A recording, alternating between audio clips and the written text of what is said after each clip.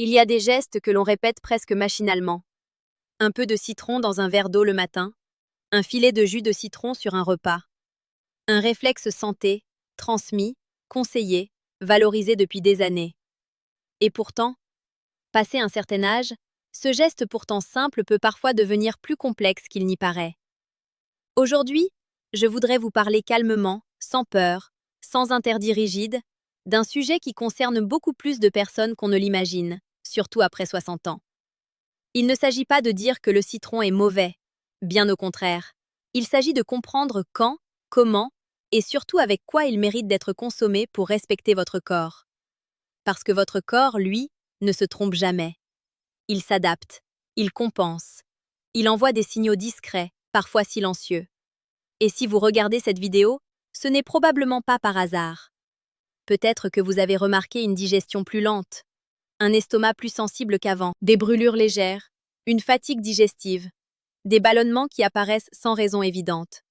Peut-être aussi que vous vous dites « Je fais pourtant attention, je mange sainement, je prends soin de moi ». Et vous avez raison. Il est très important de le dire clairement. Ce n'est pas votre faute. Votre corps change, naturellement, avec le temps. Et il fait de son mieux avec ce qu'on lui propose. Avec l'âge, l'acidité gastrique évolue.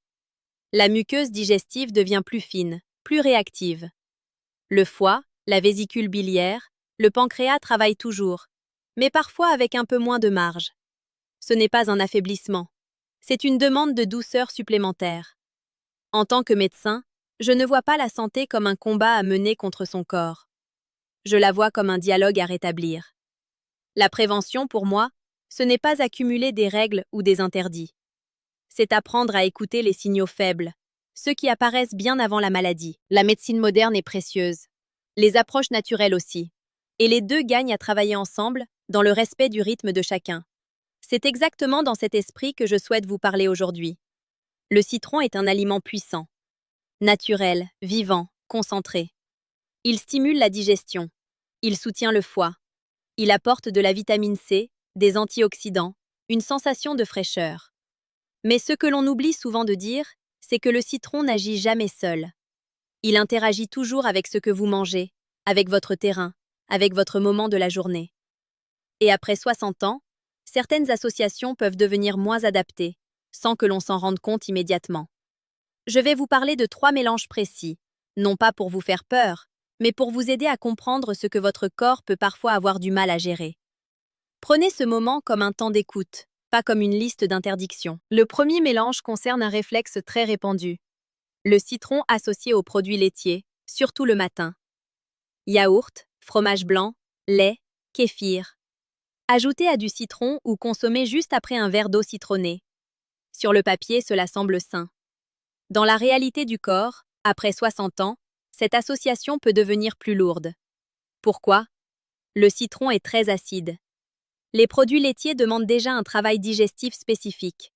Ensemble, ils peuvent provoquer une coagulation digestive, ralentissant la digestion et irritant la muqueuse de l'estomac. Résultat possible?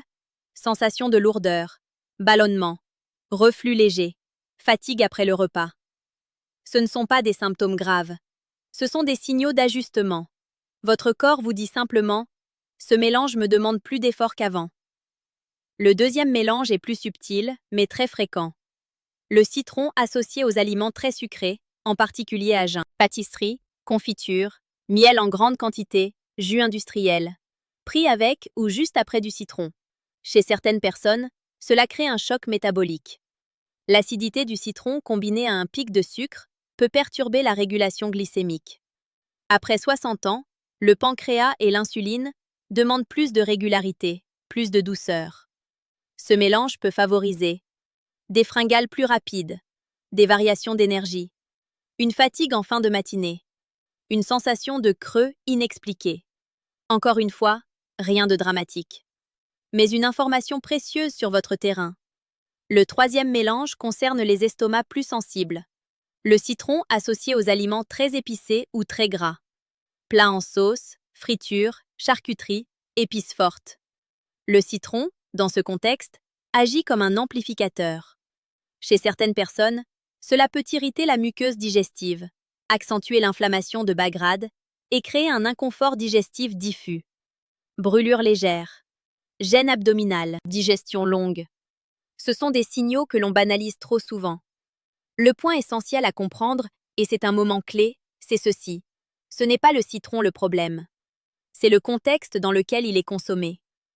Votre corps fonctionne comme un écosystème. Chaque aliment interagit avec les autres. Avec l'âge, cet écosystème devient plus sensible, mais aussi plus sage.